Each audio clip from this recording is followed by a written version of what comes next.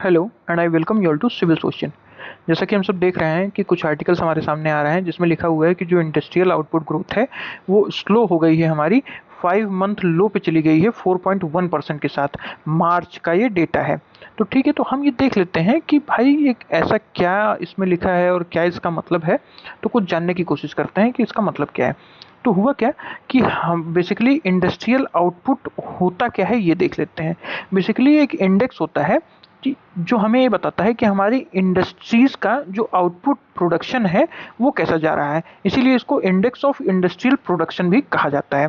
ठीक है, फिर ये क्या करता है कि मंथली ग्रोथ जो हो रही है हमारी इंडस्ट्रीज की एक्टिविटीज जो है उसको मेजर करता है और कोर 3 सेक्टर्स को ये इंक्लूड करता है। कोर 3 सेक्टर्स कौन कौन से हैं?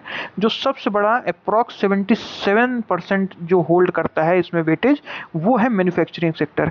यानी जो मैन्युफैक्चर हम कर रहे हैं जिन इंडस्ट्रीज में, उसको ये बेसिकली मैनेज करता है, मेजर करता है, वो भी अप्रॉक्स 77% के वेटेज के साथ। उसके बाद लगभग 14% वेटेज के साथ माइनिंग और लगभग 9% वेटेज के साथ इलेक्ट्रिसिटी। इसीलिए कहा जाता है कि ये जो लीडिंग इंडिकेटर्स हैं इकोनॉमिक हेल्थ के, वो यही 3 हैं: मैन्युफैक्चरिंग, माइनिंग और इलेक्ट्रिसिटी, क्योंकि इन्हीं पे लगभग पूरी हमारी इंडस्ट्रियल सेक्टर बेस करती है। तो ठीक है, तो इन्हीं कोर 3 सेक्टर्स को लेके वो मंथली ग्रोथ बताता है हमको। अच्छा ठीक है भाई, समझ गए। तो अभी क्या हुआ? अभी हमें ये देखने को मिला कि जो मार्च में हमारी ग्रोथ रेट आई वो 4.1% आ गई, जो कि 5 मंथ में सबसे लो की है। ठीक है, तो जो फुल फाइनेंशियल ईयर की ग्रोथ थी 25-26 की, यानी 25-26 मीन्स कि 1 अप्रैल से लेके 1 अप्रैल 2025 से लेके 31 मार्च 2026 तक। ठीक है, तो ये हो गया हमारा जो फाइनेंशियल साइकिल है वो। तो इसलिए कहा जाता है कि फाइनेंशियल ईयर 25-26 में जो फुल ग्रोथ थी वो 4.1% थी। ठीक है, और उसके पहले जो प्रीवियस फाइनेंशियल ईयर में ग्रोथ थी वो 4.07 थी, यानी कम थी। ठीक है, तो हम जो लास्ट टू लास्ट ईयर था उसमें 4.07 ग्रो किए थे, लास्ट ईयर 4.1% ग्रो किए थे, मतलब बहुत माइन्यूट इंक्रीज था। लेकिन जो मार्च में ग्रोथ आई वो 4.1% की आई, जो 5 महीने की सबसे लोएस्ट है। तो इसका क्या है? इसका ये मतलब हमको समझ में आता है, जो इंटरप्रिटेशन हम करते हैं तो ये समझ में आता है कि भाई जो शॉर्ट टर्म स्लो डाउन हमें देखने को मिल रहा है, यानी शायद वॉर की वजह से या जिसकी भी वजह से हमने शॉर्ट टर्म स्लो डाउन देखा है, यानी बहुत कम समय में तक चलने वाला स्लो डाउन हम देख रहे हैं, क्योंकि हम मंथ्स में कैलकुलेट कर रहे हैं। इसलिए जो मार्च का ग्रोथ है वो थोड़ा सा कम हुआ है, 4.1% पे आ गया है, जबकि एनुअल ग्रोथ रेट अभी स्टेबल ही दिख रही है हमको। एनुअल ग्रोथ रेट में कोई बहुत चेंज या बिल्कुल चेंज हमें नहीं दिख रहा है, क्योंकि एनुअल ग्रोथ रेट भी 4.1% थी और मार्च का डेटा भी 4.1% ही आया है। तो अगर लार्जर पर्सपेक्टिव से देखें तो ज़्यादा चेंज नहीं है, लेकिन मंथली पर्सपेक्टिव से देखें तो हमको शॉर्ट टर्म स्लो डाउन ज़रूर देखने को मिल रहा है। ठीक है, ये अभी हुआ है।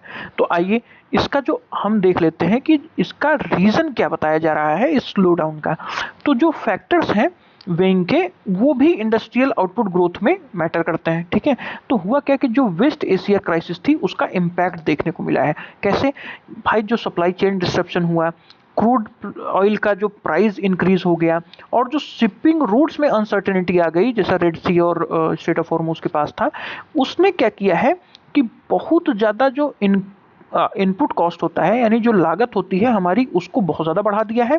और जो ट्रेड है उसमें बहुत ज़्यादा अनसर्टेनिटी, यानी ट्रेड भी अगर फुल फ्लो से चल रहा होता तो भी हम इसको मैनेज करने की कोशिश करते, बट ट्रेड में भी डिसरप्शन है तो वो दिक्कत कर रहा है, जिसकी वजह से इलेक्ट्रिसिटी डिमांड का मॉडरेशन हो गया है। जैसे सीजनल डिमांड आती है तो डिमांड साइड फ्लक्चुएशन होने लगता है हमेशा से, और ये स्लोअर इंडस्ट्रियल एक्टिविटी का इंडिकेटर है।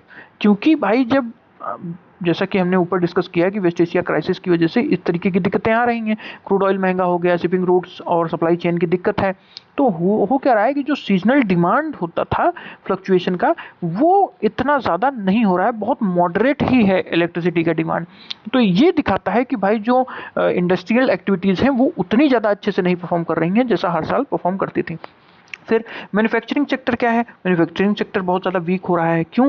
क्योंकि भाई जो इम्पैक्ट है वो ओवरऑल ग्रोथ पे करेगा, जैसा कि मैन्युफैक्चरिंग सेक्टर का वीकनेस हमको दिख रहा है। उसके रीजंस क्या लिखे हुए हैं भाई? उसके रीजंस हमने देखा कि जो एक्सपोर्ट डिमांड है वो बहुत ज़्यादा कम हो गई है, क्योंकि ऑब्वियसली टैरिफ्स लग गए और भी तमाम तरीके की दिक्कतें हैं, और उसमें डिसरप्शन एक बहुत बड़ा कारण है।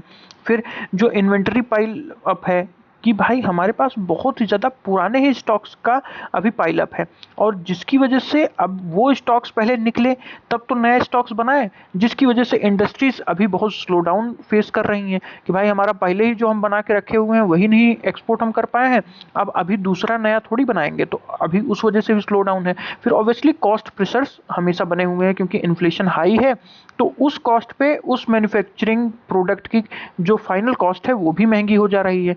तो यानी डबल इन्फ्लेशन के कारण इतना कौन खरीदेगा, इसका भी एक जो डर है वो भी मैन्युफैक्चरर्स को सताता रहता है। चलिए ये भी हमने देख लिया। और ऑब्वियसली माइनिंग सेक्टर वॉलेटिलिटी रहेगी ही, क्योंकि जो रेगुलेटरी इश्यूज हैं वो हैं गवर्नमेंट की तरफ से, और वेदर डिसरप्शन भाई जैसा कि हम देख रहे हैं कि अभी अल नीनो भी आ सकता है। तो इसलिए कहा जा रहा है कि बहुत फ्लक्चुएट कर रहा है माइनिंग का आउटपुट। ऑब्वियसली सरकार का उसमें बड़ा रोल है, क्योंकि रेगुलेटरी इश्यूज ज़्यादा होते हैं, सेंट्रल स्टेट आपस में लड़ लेते हैं, और वेदर डिसरप्शन ये भी हो जाता है। तो चलिए हमने ये रीजंस जान लिए कि ऐसा क्यों हमको स्लो डाउन देखने को मिला। तो हुआ क्या कि ये इम्पोर्टेंट क्यों है भाई, इसको इसकी इम्पोर्टेंस क्या है कि भाई अगर हमको इंडेक्स ऑफ इंडस्ट्रियल आउटपुट मिल रहा है और वो स्लो डाउन दिखा रहा है, तो ये सिग्नल क्या करता है? ये सिग्नल करता है कि ये कूलिंग इफेक्ट आ रहा है इकोनॉमिक मोमेंटम में, यानी थोड़ा ठंडे बस्ते में जा रही है हमारी इकोनॉमी। इससे जीडीपी ग्रोथ इम्पैक्ट हो सकती है भाई, एम्प्लॉयमेंट कम हो सकता है, इन्वेस्टमेंट सेंटिमेंट यानी जो भारत देश में इन्वेस्ट करना चाहते हैं उनका सेंटिमेंट कम हो सकता है।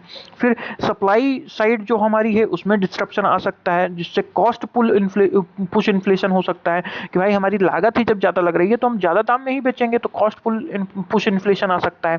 ठीक है, तो बेसिकली इंडिकेटर मायने क्यों रखता है ये हम डिस्कस कर रहे हैं। तो भाई ये भी तो इसका दिक्कत आ सकता है, अगर जो इंडस्ट्रियल आउटपुट है उसका इंडेक्स हमको स्लो डाउन दिखा रहा है तो कॉस्ट पुश इन्फ्लेशन आ सकता है। ठीक है, फिर स्लोअर इंडस्ट्रियल ग्रोथ, ये कॉशियस कर देगा प्राइवेट इन्वेस्टमेंट को कि भाई मैं इंडस्ट्री में पैसा लगाऊं कि ना लगाऊं, क्योंकि इंडस्ट्री वैसे ही थोड़ा ठंडे बस्ते में जा रही है।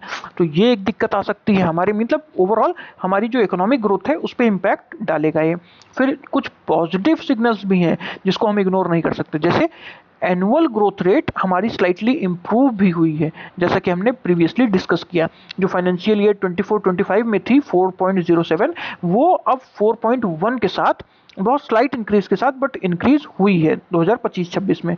और फिर एक शार्प कॉन्ट्रैक्शन आया है, यानी इकोनॉमी अभी भी रेजिलियंट है, बस एक बहुत ही मतलब जिसको शार्प करेक्शन हम कहते हैं वो नहीं आया है, समझ रहे हैं? जैसे 4.1 पे ही आई है, मतलब 5 मंथ में कुछ पॉइंट्स का ही फर्क आया है कि वो 4.1 पे आई है, ऐसा नहीं है कि वो धड़ाम से 2 या 3 पे आ गया है।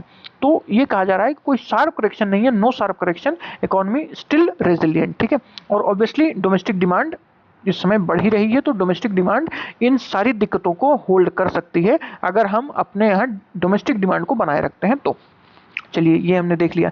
फिर कुछ स्ट्रक्चरल इश्यूज भी हैं, इसको भी हाईलाइट किया गया है, और स्ट्रक्चरल इश्यूज हम जानते ही हैं क्या क्या है भाई। सबसे पहले तो डिपेंडेंस है हमारा इंपोर्टेड क्रूड ऑयल पे, हम बहुत ज़्यादा क्रूड ऑयल इंपोर्ट करते हैं और उसमें फ्लक्चुएशन तो हमारी पूरी इकोनॉमी में फ्लक्चुएशन। फिर जो मैन्युफैक्चरिंग कॉम्पिटिटिवनेस है वो बहुत ज़्यादा वीक है, कुछ ही कंट्रीज बहुत ज़्यादा, कुछ ही जो कंपनीज हैं वो बहुत ज़्यादा डोमिनेट कर देती हैं, जिसकी वजह से हाइयर कॉस्ट आता है, और ग्लोबल कॉम्पिटिटिवनेस में हमारा बहुत मतलब बहुत कम हम एक्सपोर्ट कर पाते हैं, क्योंकि ग्लोबल कॉम्पिटिटिवनेस हमारी बहुत ज़्यादा हाई हो जाती है। फिर ग्लोबल वल्नरेबिलिटी, जियोपॉलिटिक्स में दिक्कत आ रही है, ट्रेड फ्लोज उतने अच्छे नहीं हो पा रहे हैं, मार्केट प्राइस बहुत ज़्यादा फ्लक्चुएट करते हैं because of the Trump's tariff.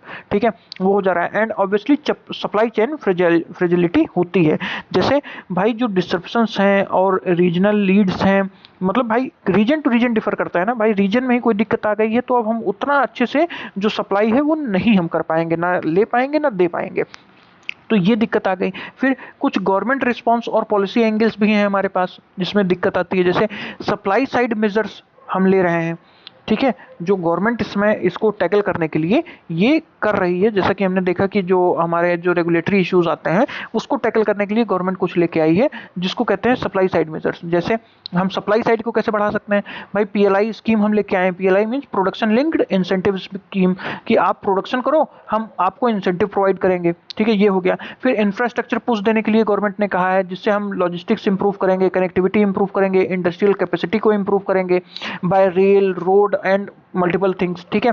फिर और ट्रेड डाइवर्सिफिकेशन के लिए जो कॉन्फ्लिक्ट प्रोन रीजन्स हैं उससे डिपेंडेंस हटा के हम बहुत सारी जगहों पे, जैसा कि हमने अभी न्यूजीलैंड के साथ कल ही मैंने वीडियो बनाया कि हमने एक फ्री ट्रेड एग्रीमेंट भी साइन किया है, जिससे हम ट्रेड पार्टनरशिप को एक्सपेंड कर सकते हैं। फिर एनर्जी सिक्योरिटी के लिए हमने कहा है कि हम स्ट्रेटेजिक पेट्रोलियम रिजर्व्स को और ज़्यादा बढ़ाएंगे, ताकि जो क्रूड ऑयल की फ्लक्चुएशन है इससे हम बच सकें। और ऑब्वियसली जो रिन्यूएबल एनर्जी है उसको बहुत ज़्यादा हम पुश देंगे, ताकि क्लीन और सिक्योर फ्यूचर की तरफ हम बढ़ सकें, जैसा कि हमने प्रीवियस वीडियोज़ में डिस्कस भी किया है। फिर इसी के तहत हम कुछ देख लेते हैं कि अपने अगर आंसर को हमको लिखना होगा तो वो किस तरीके से लिख पाएंगे। सबसे पहले कुछ वैल्यू एडिशन मटेरियल, जैसे इंडस्ट्रियल ग्रोथ एक वोलेटिलिटी रिफ्लेक्ट करता है India's integration with global shocks without adequate domestic buffer. हमको पहले डोमेस्टिक बफर बनाना होगा, तभी हम ग्लोबल शॉक्स को एब्जॉर्ब करने में मदद कर पाएंगे। और भाई जैसे इंडस्ट्रियल आउटपुट का जो वेटेज है, इंडस्ट्रियल प्रोडक्शन का जो वेटेज है, वो जीडीपी को लगभग 17% से कंट्रीब्यूट करता है, और जो हमारा बेसिकली 77% हम मैन्युफैक्चरिंग से ही देते हैं। तो हमको मैन्युफैक्चरिंग जो है एक बैकबोन बन जाती है हमारी इंडस्ट्रियल आउटपुट के लिए। तो हमको मैन्युफैक्चरिंग पे सबसे ज़्यादा फोकस करना होगा कि हम मैन्युफैक्चर ज़्यादा से ज़्यादा कर सकें। और उसी के तहत इसी को हम यूज़ करते हुए इंट्रो में भी यूज़ कर सकते हैं हम अपने, कि भाई जो डेटा प्रोवाइड कर सकते हैं। फिर बॉडी में हम कॉजेज, इम्पैक्ट और पॉजिटिव्स डिस्कस कर सकते हैं। एंड ऑब्वियसली कंक्लूजन हम दे सकते हैं कि हमको रेजिलिएंट, डाइवर्सिफाइड और सेल्फ रिलायंट इंडस्ट्रियल इकोसिस्टम चाहिए। और इसी के साथ हम बिना वे फॉरवर्ड डिस्कस किए हम अपनी वीडियो को क्लोज नहीं करते, तो हम वे फॉरवर्ड डिस्कस करेंगे। जैसे strengthen domestic manufacturing, make in India 2.0 की ज़रूरत है, ताकि पीएलआई और आरएनडी पे हम बहुत ज़्यादा इनोवेशन और जो इन्वेस्टमेंट है वो कर सकें। फिर ऑयल डिपेंडेंसी को हमको रिड्यूस करना ही होगा बाय एनी हाउ, ताकि हम क्लीन एनर्जी पे बढ़ें या हम डोमेस्टिक जो एक्सप्लोरेशन है वो करें, लेकिन हमको ऑयल डिपेंडेंस को रोकना ही होगा। फिर बिल्ड रेजिलिएंट सप्लाई चेन, ताकि हमको ये जो अदर रीजनल शॉक्स हैं ये ना लगे, ठीक है, तो इसलिए हमको रेजिलिएंट सप्लाई चेन भी बनाना होगा। फिर एक्सपोर्ट कॉम्पिटिटिवनेस को भी इन्हेंस करना होगा हमको, ताकि हमारी जो एक्सपोर्ट है वो ग्लोबल मार्केट में कॉम्पिटिटिव भी हो, ताकि क्वालिटी हम उसमें इंप्रूव कर सकते हैं, हम ट्रेड कॉस्ट को रिड्यूस कर सकते हैं, बाकी हम ट्रेड डील्स को बेटर नेगोशिएट कर सकते हैं। क्योंकि हमको जब तक हम अपने एक्सपोर्ट कॉम्पिटिटिवनेस पे ध्यान नहीं देंगे, तब तक हमारा एक्सपोर्ट एक्सपोनेंशियली इंक्रीज नहीं हो सकता। और इसी के साथ अगर आपको ये टॉपिक समझ में आया हो, then like, share and subscribe to our channel. Thank you so much.